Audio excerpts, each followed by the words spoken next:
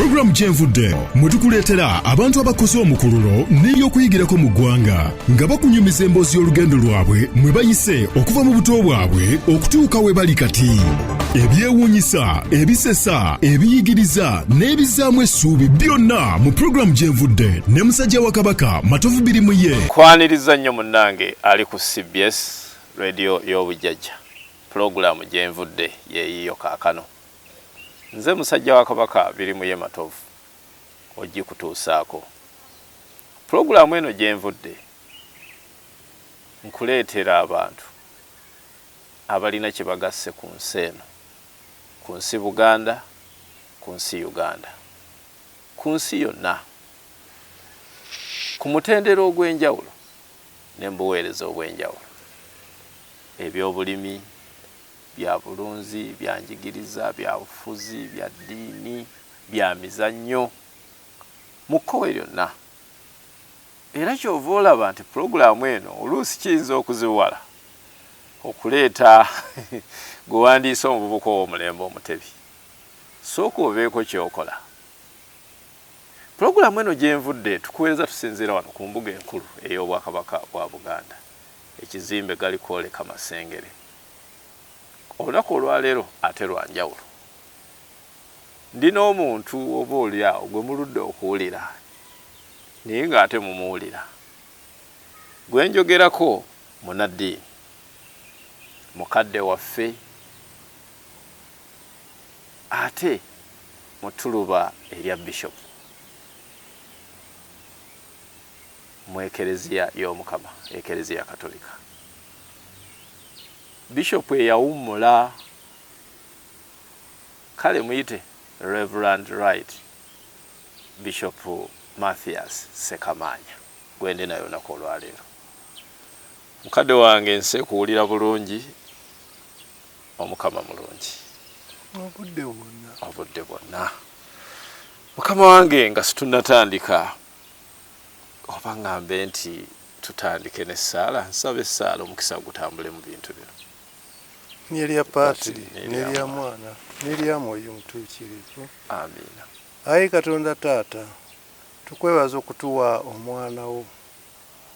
Ate omwana wo oyo yajja okututemera ekkubo erituusa gy'oli nga tuli basanyufu. Tukusaba abawuliriza bino baggyemu omugaso okunywererako, okuyisa nga gwe omutonzi bw'oyagala buli mutondewo ayise akwese ettendo n'ekitiibwa. Ebyo tubisaba kuwa Kristo Mukama waffe. Amiina. Linnya lya Patiri, n'erya Mwana, n'erya Mwoyo Mutuukirivu. Amiina. Mukadde wange amannya ge njogedde ge ga matuufu mu buzaale bwo? Geegosebo. Matthias. Oyinza ogamba Matiya. Matiya. Maama yampitanga Matiya. Matthias ebyunga tabimanyi. Sooka obuuze ku batuwuliriza. Bannanga batuwuliza. Mbaagaliza emikisa gya Katonda wonna w'oli. Abanga be baŋŋambye nti bigenda wanjiko. Obudde kati bufuuka bwe naagamba musiibye mutya nga abamu bazuukuka buzuukusi. Mbaagaliza emikisa gya Katonda, mpozi bye tugenda okwogerako bibanyambire okuza emitima gyammwe eri Katonda. Amiina. Awuliriza CBS kaakano. Ndine Bishop Matthias Ssekamanya eyawummula. Tumunoonyezaako wano ku mutala Namagunga ku luguudo lw'Ejjinja. Waaweerereza mu kiseera kino era waawummulidde. Awuliriza Bishop kaakano, tusooke tumujje mu kiti ekya Bishop. Tutunulire omwana Matthias Ssekamanya. Matthias Ssekamanya azaalibwa ddi era azaalibwawa? Matthias Ssekamanya banzaalira Bulemeezi mu ddwaliro libayita Luteete kumpi n'olubiri lwa Kabaka olwa Bunanika. Bulijjo oli mulya nnaka nnyo. Awo enzaalibwa nga 15 omwezi ogw'Okitoba 1936. Gy'emyaka emeka kaakano? Balamu olabe 36. Ndowooza ngenda myaka nga 8 mwena awo. Kani Mukama mulungi. Era budde bwonna. Ozaalibwa Luteete. Ndyayo. Eyo ye maternity gye banzaaliramu. mu budde obwo bakadde bange baali bubuubi ekyo kiri kumpi ne Natyole. Naye nze wentegeerera ng'eyo bavuddeyo taata aguze akataka awo ekisule bw'oba ova Kampala oyita ew'obulenzi ate waliwo kati parish bagiyita Katikamu. Bw'onyongera maaso kati waliwo senta ya charismatic renew kisule awo we natandikira okulaba ku njuba nga ndalika okutegeera ng'ali awo atudde awo mulimi ate musuubuzi. Emyaka egyo ejja 1930 nga basuubula ki? Iye yasooka n'asuubula ppamba. Mweti mwanoga ku ppamba. N'ennimiro sigirabanga. Naye ffe twalima ppamba omusala ne gutookera omwo naye twajjamu ssente zaatuweerera. Kati ate baleeta emmwanyi nadda ku mmwanyi ppamba ne tumuvaako ne tuzisimba ne zikula ne tutandika okunoga emmwanyi ate ne zitubalira era twalina buzibu na school fees. Bishop aho wennyini oyogedde ku mmwanyi. Emmwanyi zaava kuvuga nti bwe baleeta emmwanyi muva ku ppamba. Ate nze mmanyi naye manyi ewaffe e Bukalasa waliwo essomero abirigiza ebyobulimi. Nze nziraba baleese kusimba. Bukalasa aguli kali kyokka. Nga kumpi awo naffe nga tulima mwanyi ate zaali ziwerako kubanga twalimanga emisiri ffe ne tunoga abaana apakasi ne banoga okutuuka twazimalangako. Naye zaatuyamba nnyo mu kuweerera ffe tetweraliikirangako school fees. Emmwanyi zaaliwo. Awuliza CBS ndine Bishop Matthias Ssekamanya eyawumula. Bishop taata baaliwo mitaani amanyi. Pantaleewo kigo kya Lwazi. Pantaleewo kigo kya Lwazi. Yiddira kyoyo. Ngabi. Oli muzzukulu wange. Ndi muzzukulu wo kigo kya Lwazi ate maama. Tereza Natimba Wammamba. Amaka ge mwalimu gaali gafaana gatya era mwazaalibwa abaana bameka ebiseera? Maka ga bulijjo kayumba kaffe kabaati sasulako mu ssubi kabaati naye ate sente bwe zagenda ziwera nazimba esingako obunene nga ziva mu mmwanyi. Nga ziva mu mmwanyi yali ekyaliyo ate eyo nno kali yasooka n'azimba naye mba ngenda okufuna obusosoloti ate nagirongosa okusingawo. Si yenene nnyo si ey'ekitiibwa naye emala. Kati awo era ge maka gemmanyi ebulubbi navayo nga ani muto simanyi na byayo. Muzaalibwa wali wakumeka mu baana ba taata ne nze nsembayo nze Nkombenziro twali bana naye nze nsembayo. Abawala? Na mwala omu abalenzi basatu. Gwe muggalanda era ekyejo Katonda yayamba buyamba. Ekyejo. Omwana gwe bayita Matthias Ssekamanya atandika okusoma. Otandikirawa? Natandika okusooka kimanyi bwe nava ku mabe ne wangende wajjajja azaala maama nga olaba edda ng'abaana bakulira bajjajjaabwe nange bwe nalina abalala naye bwe ntandika okusoma egamba eyannemirira matisimu ng'ayagala ntandike taata akyawuza mwana muto ne maama naye nga taata twali wala nnyo ne parish ey'emulajje kabuli wagendayo nga mwana wange omuleeta ddi asome kati mwana 8 natandika okusoma. Kati taata nambuuza mu budde obwo ng'abaana bangi ab'omugigi basula mu kigo nangamba n'ogenda mu kigo oba ogenda wa taata wo nga simulaba nga nako nga taata kuba yangamba nga kitaawo akutumidde nengende wa taata oyo ate nga kumpi nnyo ne parish yali avudde Masaka eyo. Kati ne tusoma omugigi nengumala tonatandika na P1 bino bizo nasale zize ennaku zino kati wasuukira ku mugigi kali mwezi kali mwezi ogende wiiki 2 naguna guyitamu inosembera yali wano omugigi ndozi myezi 6 nga tusoma nga tugumala angatandika okuyiga P1 ng'omugigi guwedde noguwedde niye sebufu twasomanga myezi 6 ekyo naye nga ddiini yokka teri bya okuwandiika ebyo biki byonna ebyo twabigira mu sukulu bwe tumala okubala nga ntandika P1 oli myaka ng'emikolo okutandika myaka ndowooza oba gyali 10 8 10 P1 nga tomweri mbigere nno zininkato zammwe zababajjo kagere kaffe nga ketukoona otandikira wa P1 awemulajje nga nkimalako P1 P2 ku P2 ndowooza P3 nentandika okuweereza misa nga waffe kumpi nnyo ne pasi kumpi nnyo naye nga odduka notuuka mu budde essaawa emu nga wayambadde dda ekide kivuga okiwulira nga tusoma bwe natuuka mu P4 waaliwo faatha kati baami mugenzi faatha Masagazi nga kyalabira abaana bato n'abaweereza olumu nampita nga tumaze emisa ku Sande misa enkulu nanzigalira mu nnyumba nali mulalulalu nandoze naziza emisango musaakesiyo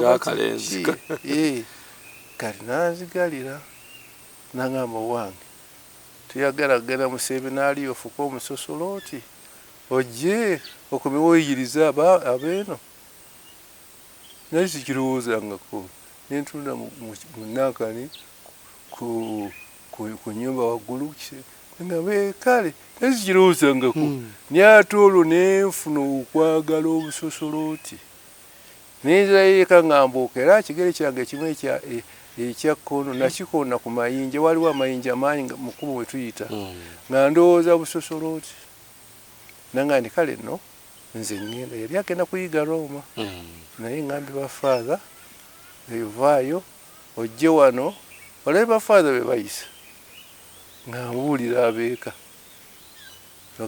kale kirungi olowooza ne taata namubuulira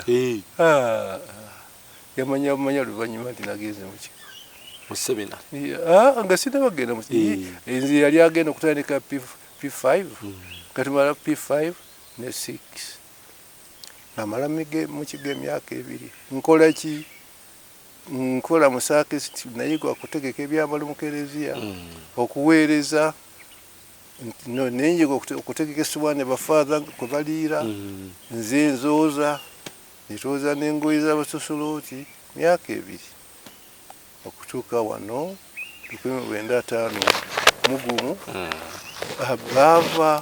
baava Bukalasa nno abaatuwa ebigezo Bukalasa ebuddu baali bonna nga gyebasomera nga batuwa bigezo nga mpita nga tugenda ne mukulu wange naye yali abyagala nnyo nga tugenda oluwumulo olwo twanoga pamba Katonda wange naye twali tukyanoga olunaku olumu kati muganda wange nanga nti omanyi mu budde nga buno mu February tujja kuba nga tuli Kisubi mu seminari ffe twasooka okusomera Ekisubi seminari 1952 olwo etandikira ku level ki seminari iyo batwalanga n'aba P5 P5 junior nga bwe tulaba Nswanjere naye ffe ate Nswanjere nga etwala butonyi etwala n'abato ffe twagenda nze nagenda maze P5 eri ngenda malirayo 6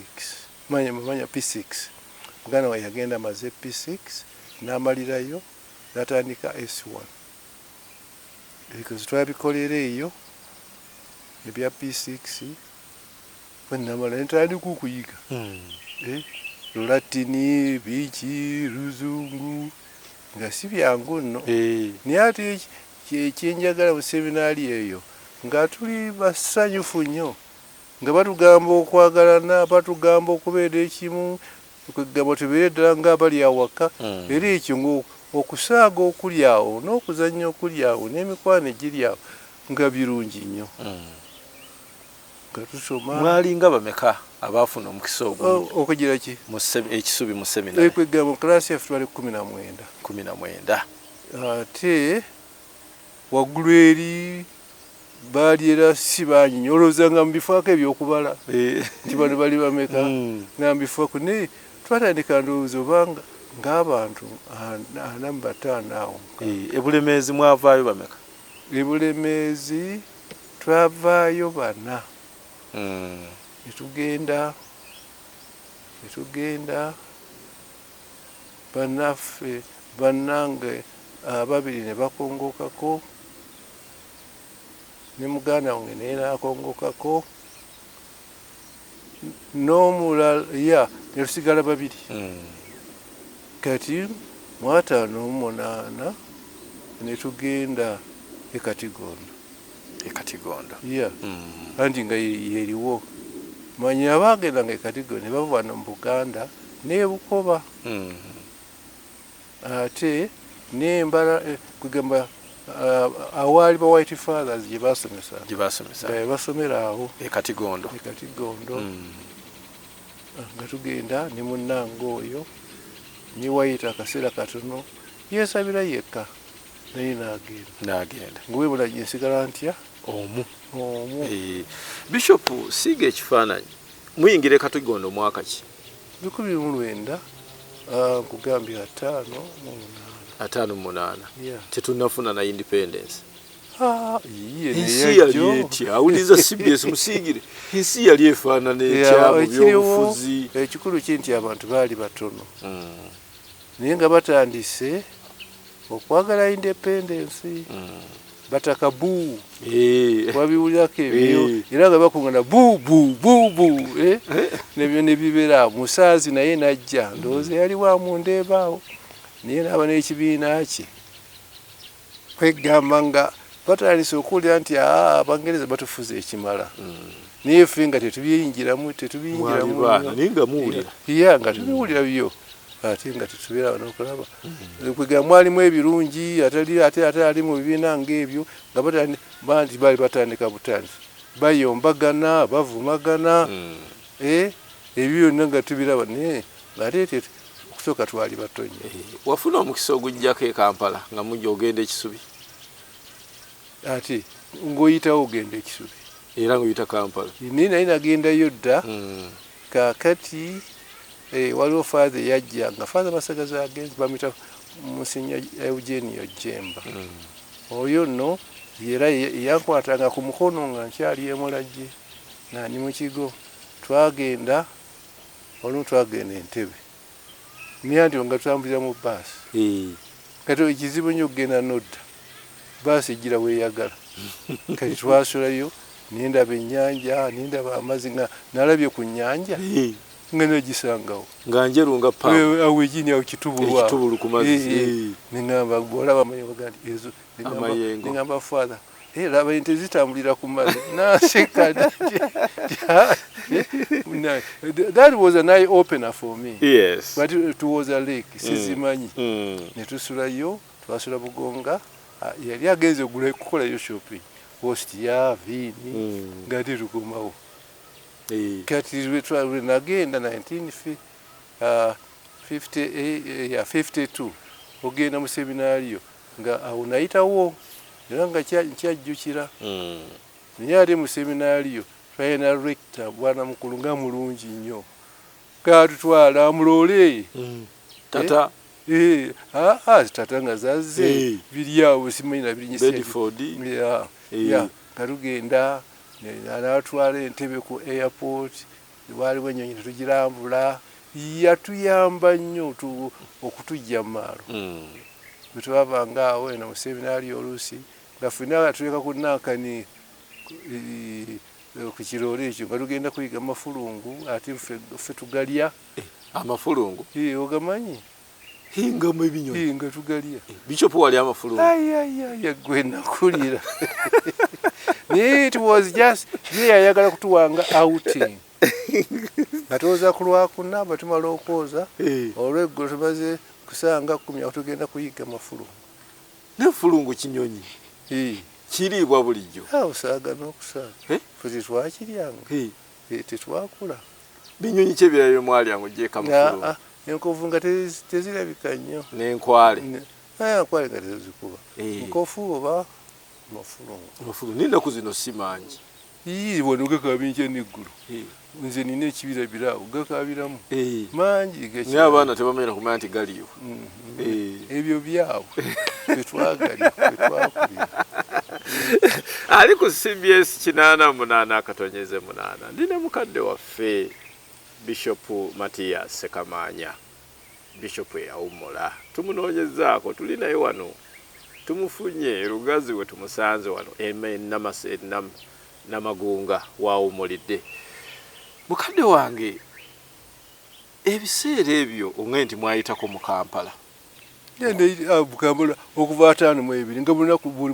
buli mwaka tuyitamu nga Kampala atunula atya abantu nga batono ate anti batambulira mu baasi ate bagambye zino takisi zizenziraba nga batambulira mu baasi oluusi ne loole naye olwo nga baasi nnyinyo era bwekuleka nga olinda lwankya naye nga okeera katambulira mu baasi ozamula n'ojja mu Kampala ali bw'ova mu Kampala n'okwata ezigenda ekisubi oluusi nga takisi awo ekisubi Kampala zitandiseemu katono nga kusulawo ekisubi wali nga mutambula siiga ekifaananyi atuwuliriza Kampala kyewamulabamu nakati kyeweewuunya oba bwakyuse ekisooka byonna tuli abantu nga si bangi ekyo kimu ekyokubiri ebizimbe wano mu Kampala omuntu wamuno amanyi okwambala obulungi ow'e Kampala ate ne mu Buganda ekanzu yaffe n'ekkooti nga manyi nnyo bambala kooti ya kaki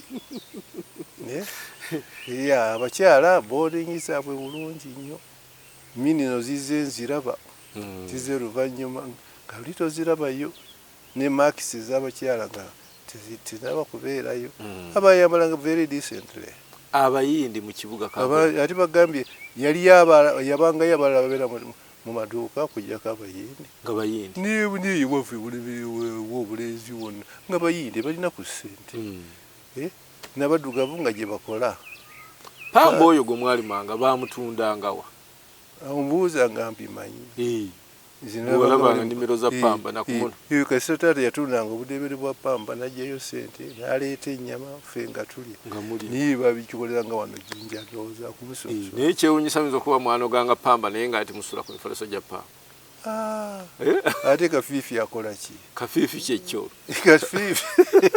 kafiifi kwegamba wona nga wabaawo oluusi ddala nga enkuba etonye pamba omwafuka wa yero etuyita ebigave kati era ng'ogenda kumutunda ng'omala kubirondamu ebyo byoteeka mu kutiya nga weebaka kutiya kino kaddeeya kutiya eri ekigoogwa ebigoogwa oluusi oyinza n'okuteeka mu kagoogwa oluusi abalina ku ssente nga atuyingisa olugoye n'ateekamu mwebikirako okyolwo oluusi mukusooka bikunta ekikunta nga kiwooma nga kibuguma ate kibuguma ate nze kyenkyaga ne baba tonaabye ogenda okeera enkyanga ekikere kyonna kifaanana bulungi nnyo era bannange mbaga singa tebajja kwekanga nandyagadde nnyo okuddamu okwebika ekikunta kyenkimanyiko ne mukusuza suulwe takiyitamu n'ensiri tizikira mulungi naye kati munange ebyo byagenda mwe mubimanyimu abe basaka mwali mukoma kambugo za kuziikamu bafu nazo kati zaatera muli munnankani ali ku CBS ne Bishop Matthias Ssekamanya. Bishop tutandikire wali omaliriza katigondo yali national seminary yali regional seminary kubanga abaavanga mu kitundu ekisomesebwamu ba white fathers mu Buganda ekitegeeza Buganda Nkole Bunyoro Kigezi bebajjanga muno naye ate nga tugattibwako n'ab'ebukoba mu Tanzania kuba bonna of white fathers nga bebakolayo kaakati olukambooze n'awuliriza olwo abayagalanga okusoma obusasedooti abava eno ebuvanjuba mu Eastern n'emambuka ga Uganda ate olwo nga bo balagawo. Anti waliwo seminario abalimba Verona Fathers nga balina seminario enkulu eggulu. Abalimba Mill Hill Fathers nga balina seminario yaabwe enkulu eyeggaba kati ye Sentimbaga. Awo nga bonna b'omu Uganda baweddeyo. Bw'ova e Katigoona anti navaayo nga ngenda kufuna bususuluuti. Navaayo 1965 Disemba nefuna obususuluuti e Lubaga nga 19 Disemba 1965. Olwo Archbishop Kiwanuka nga yali e Lubaga naye mu budde obwo yali mu ddwaliro e Lubaga ng'afa nga munafu. Era Bishop w'Etororo yajja okutuwa obususuluuti gwe yasaba. Bwe twava eyo ne tugenda mu ddwaliro ne tumuwa omukisa. Ne tumuwa omukisa era waayita ndowooza emyezi ng'ena Mukama n'amutwala. Kakati mufuna abasaserdoti mwali bameka? Twali basatu. 1 2 3 basatu bwe muti. Naye bannaffe ababiri baali bagenze Canada gye baamalira. Kagamba twali bataano ffenna. Naye kyennaku bannaffe abala bagenze. Father Tebukoza yagenda, waliwo Father Lugota yagenda.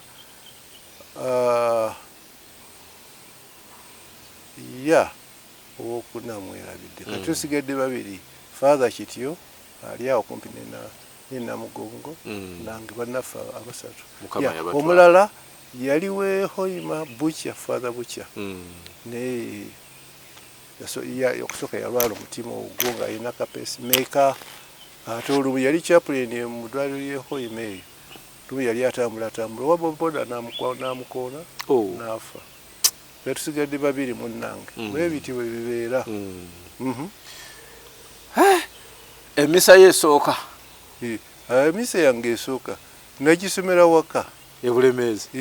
Nga bakadde Omukama akyabakuuma. Bali bombi.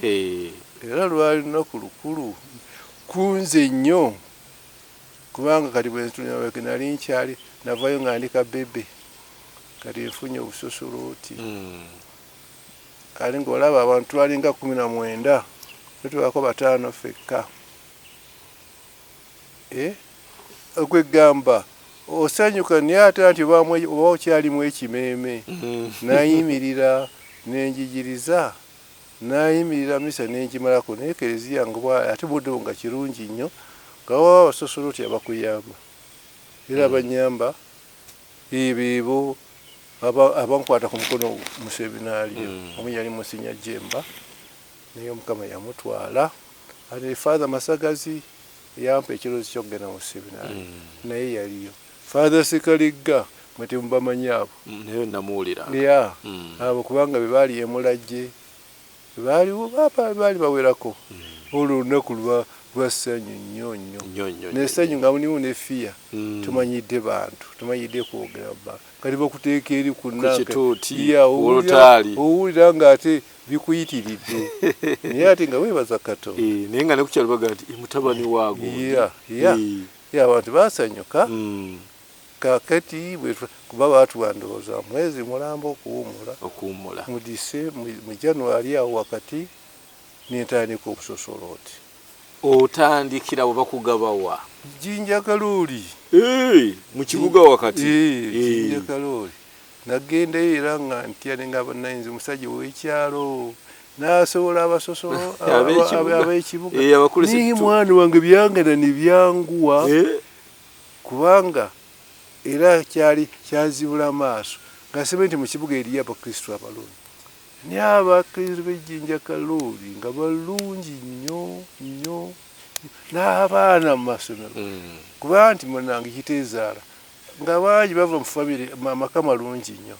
Kwegamba n'abaana eddiini mweri abasosolooti babamanyi kegamba n'ennyanguyirwa ate ekyanyanguyiza okusinga kuba bwana mukulu nzi nali n'omukisa bwana mukulu wange eyasooka yampa kumunya esooka mukyale waffe eri ebulemezi erubuube ng'omumanyi bulungi onyo ate namumanya ntya kubanga maama wange yali alina oluganda n'omusomesa waffe bayitayo luwuube oba buyuki kali father byajjayo bonga basulayo nno bayinza kujja ku lwakulu ne baddeyo ku ssande balwakutaano ne baddeyo ku ssande kali naffe ne tugenda ne tusulayo kino nkyeyagalira mu nnyo nebaza Katonda kubanga father bali bamutegekete abaana banafuna kumunya esooka bwe yajja olw'eggulu n'ababuuza nze nga nfaayo nga si byoli nga TV nkwata nako yali kagamba abuliza ngano nze ndi wali naye oba ku lusambya maama nawulira ensonyi nayagala okunkuba naye ng'atya ebya Katonda era ekyo nze nkyewuunya kubanga abaana abalala bo baddayo eka ne basula eka naye nze nasula twasulayo w'omusomesa kati mbu sikyabijubirako gire maama eyabimbuuli obudde babungera awo father nampita nambuzira ebyokusimbira nembiddemu nange misita enkye nensembera nabali abali baze emyezi 3 babayigiriza naye ndowooza nabifuna kuba maama yali mujjumbizi wa ddiini ng'asoma era nga tutambula ffenna ogenda okusoma kati awo nenkwatakwatamu kakati oyo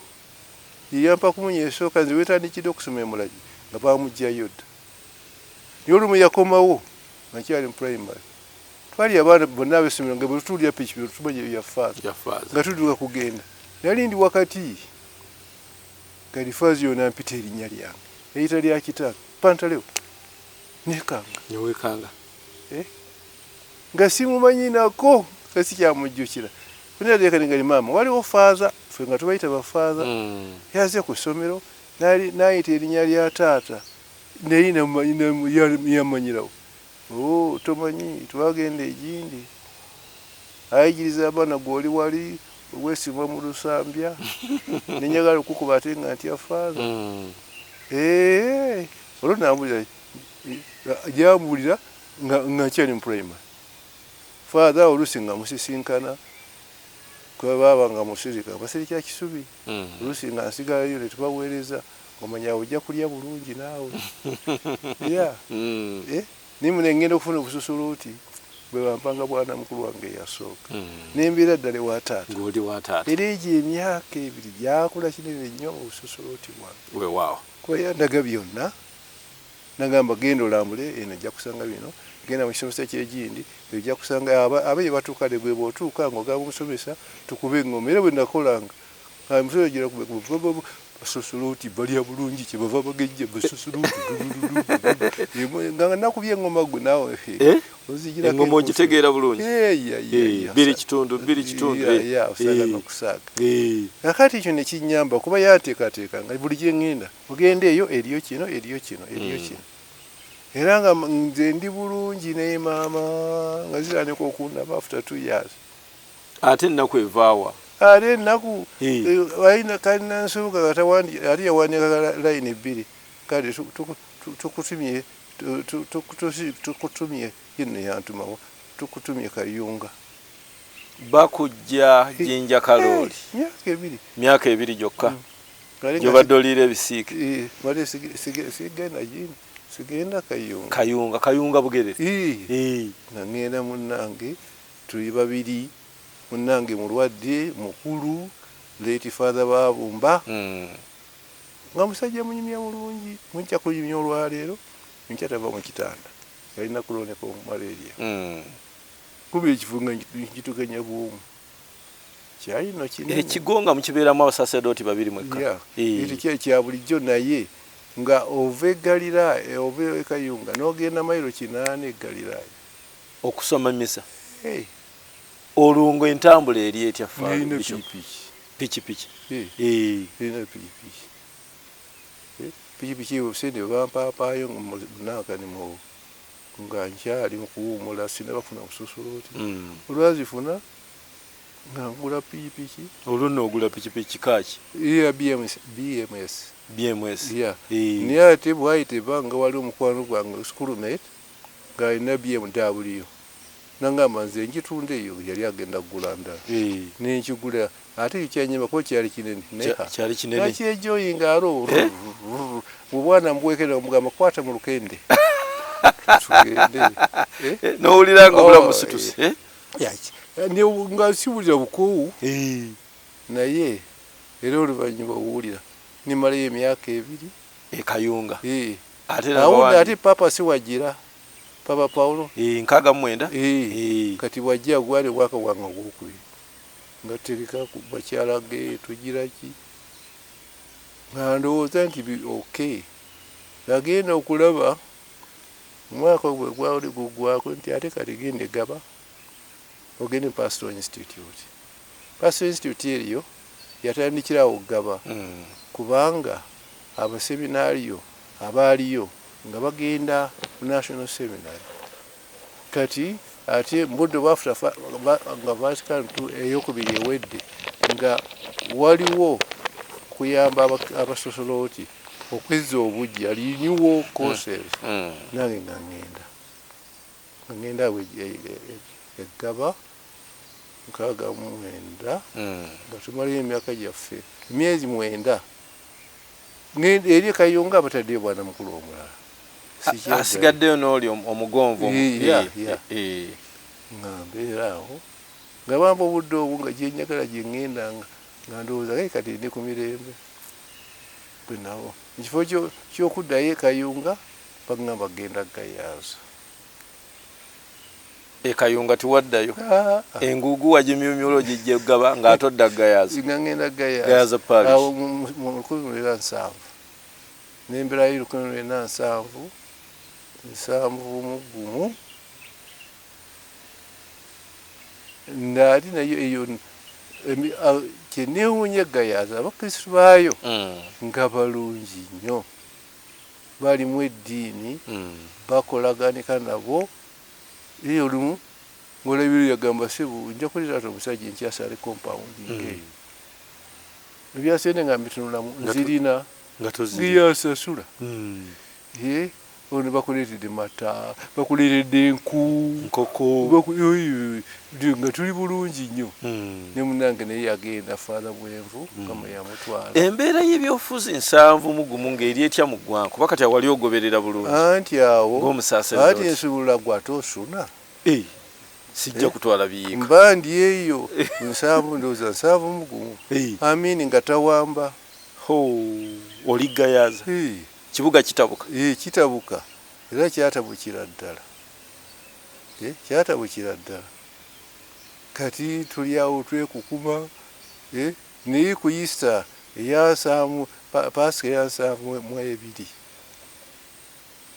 bwe yaggwa neŋŋanika ngende nkulize Archbishop Nsubuga Pasika nga ngenda erubaga gyali njagala kumulaba tewali simu z'amangu nga esimu ani azikube n'ekigo ekiramba tekyalina wadde essimu esimu olowooza nga ziringa kalimu mukisazi wano jjo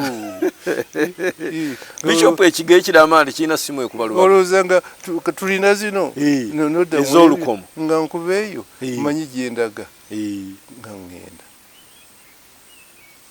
nawagamba mugamba gye waggulu ngenda mukalina waggulu nzigulawo olugi omaze okusiba ngamba ngasike nsiba ndagawo olagawo tanaba kusiba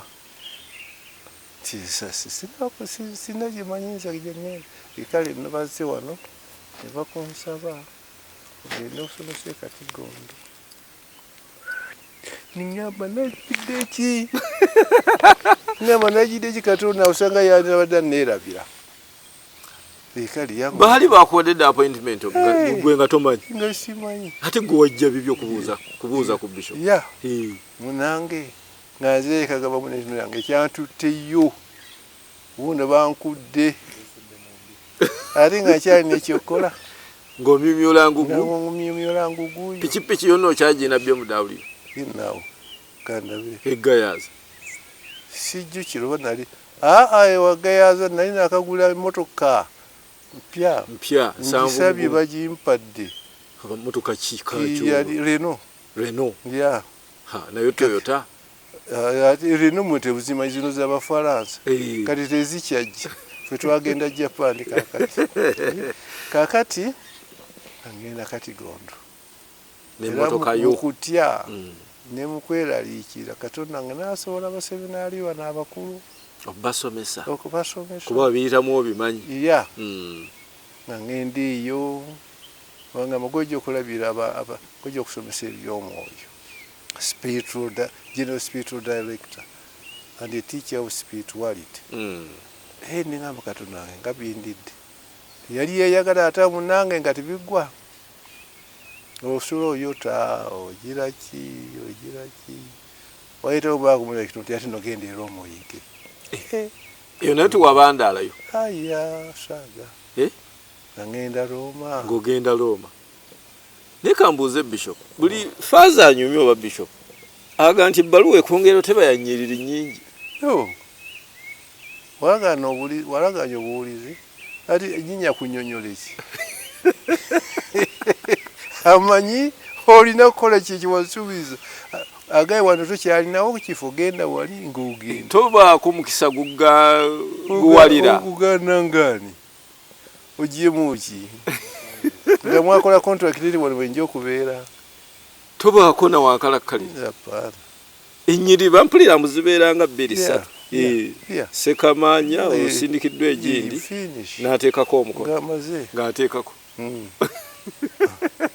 ngenda kusoma Roma ng'ogenda Roma si gwe gusooka n'okulinnya ennyonyi kandabe nondo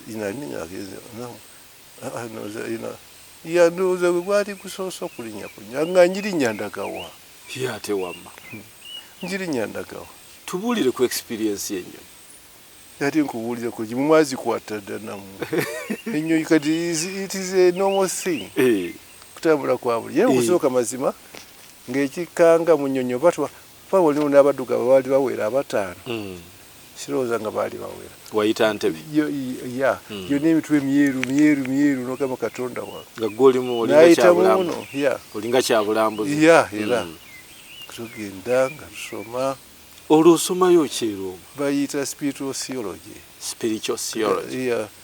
theology beebo abayiga okuyamba abaseminaaliyo mu byomwoyo oba bannaddiini ate nga it is very important kubanga omwana akyayinza okwayize bulungi kino kiri naye omutima gwe bweguba teguzze eri Katonda era be bawulusi abayinza okuleeta emitawaana munaye nga njiga myaka emeka olwo e Roma tiisa 5 gyonna ng'oli Roma 2 giba gya license yet ebiza gya doctorate eyo gy'ova ng'ofuuse dokita theology si kusala bantu bambi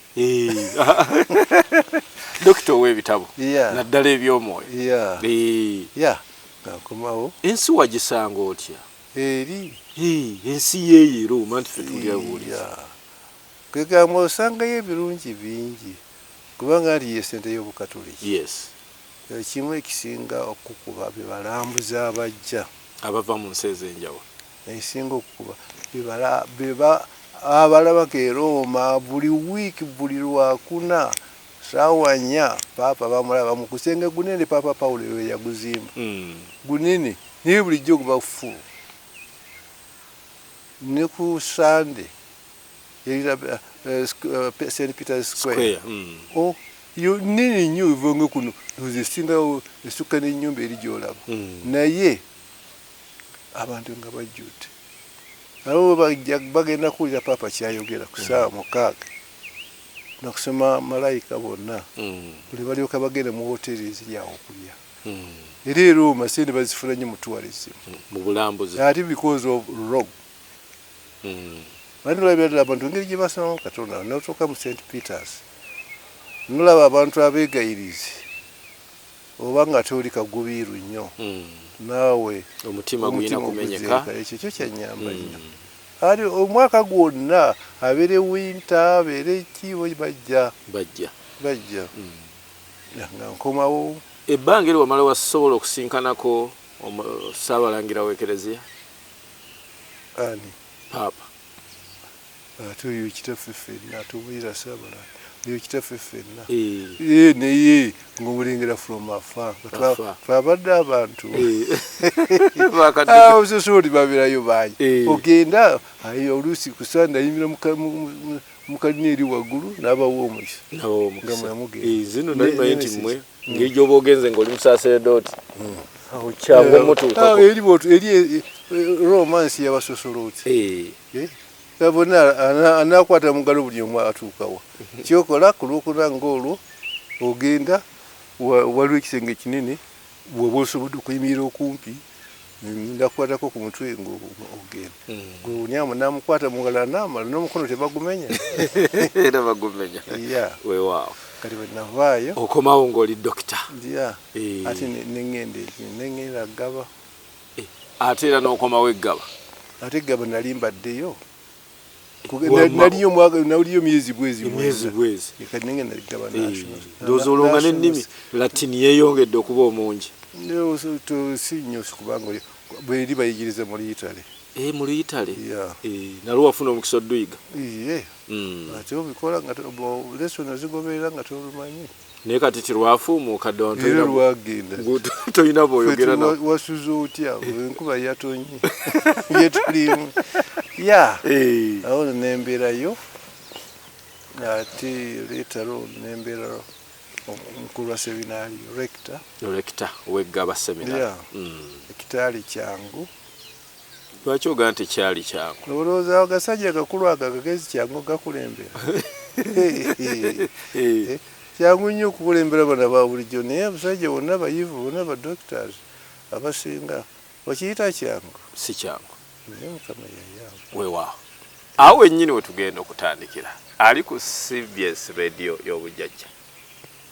Tulina Bishop Matthias Ssekamanya, Bishop yawummula. Akubuulira Gyenvudde we. Ng'era bw'owulira ne bannaddiini bafuna ebibasoomooza. Ate ng'oluusi ebibasoomooza biri mu ffe gye babagaba ffe Abakristu, ffe Abakatoliki. Akubuulira Gyenvudde we. Pulogulaamu eno eri ku mikutu gyonna emikwanira wala egya CBS. www.cbs.radio y'obujjajja. www.cbs.emmanduso. Ku mikutu gyonna egya Facebook pulogulaamu eno gyeri. Neebaza nnyo mwenna abagoberera CBS, abagoberera pulogulaamu eno Gyenvudde. Munnange annyambako okuteekateeka amaloboozi gano yashindijje ssebo weebale nnyo awamu ne Ssembajjo. Weebale nnyo weebalire ddala. Bakama bange abannuŋŋamye okulanga pulogulaamu eno eba nnungi. Mukama wange Dr. Kazibwe, Saamu Kazibwe, Mumbejja Aisha Nakalema, mukama wange Abe Mukiibi, mukama wange ow'ebyemirimu Mukungu Robert Kasozi, mwebale nnyo. Naye ate mwenna abawuliza CBS, abawuliza pulogulaamu eno Gyenvudde, mwe musinga okutuwa amaanyi. Nze musajja wa Kabaka birimu ye Matovu, omwana enzaalo ow'Ennatti Takalungu Masaka. Ayi Katonda kuuma Ssaabasajja Kabaka. CBS FM.